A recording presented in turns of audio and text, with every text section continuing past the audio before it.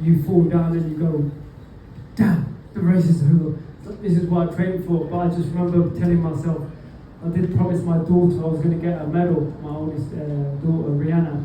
And you know, in 2012, when I won each of my medals, I engraved my kids' names on it, because my twin girls were born straight after 2012, 2 weeks later. So I engraved their names on it, and then my oldest daughter, Rihanna, was saying, Dad, you know what, you gave the twins a medal, when are you going to get me a medal? And I was like, I was just like, no pressure. And I said, you know, next Olympics, I'm going to win your gold medal. And for me, that was always my motivation, to keep going and keep driving and driving. And I remember, you know, in Rio at that moment, going down and going, God, race is over. I just remember telling myself, you know what, I've come too far.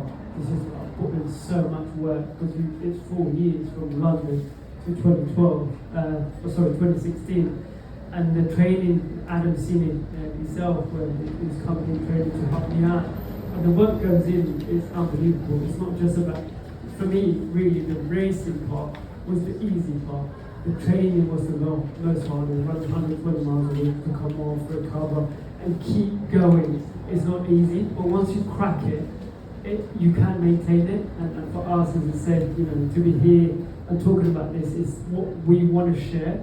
Where, you know, to be able to give the people the tools that, you know, require. If you want to run the personal best, if you want to run from just the casual, from the mental health, endorphin, whatever you want to do, we wanted to create that. And to me, you know, as a co-founder of URUNN, it's not just about URUNN and you know, putting your name to it. We really want to put our thoughts, our mindset, our goals, and teach people to be able to go out there and do it for themselves, but not just do it for themselves, but try and create something that's so different, that does not exist. So for me, if I didn't have the drive, if I didn't have the people, if I didn't have the coach, I wouldn't have done it. And again, you know, it's all good in training and everything, but you've got to do it in that moment. And the thing was, at that moment I did panic. I was just holding and just taking each step as it comes, and thinking back, going, you know what, I've trained too hard, and I'll probably not keep going, and patience, and work your way through. And then I knew if I could get to the last mile, I always kind of felt like I had it more than anyone else, because I knew if you come down to that part, nobody was going to have me. That's the confidence that, you know, I've run like 1,500 meters through 28, and that come from that confidence of you owning it.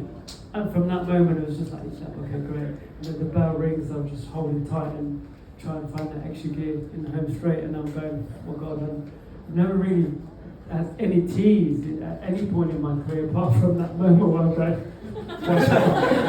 what, bro? Sweat in the eyes. The wife didn't see that, though. So even in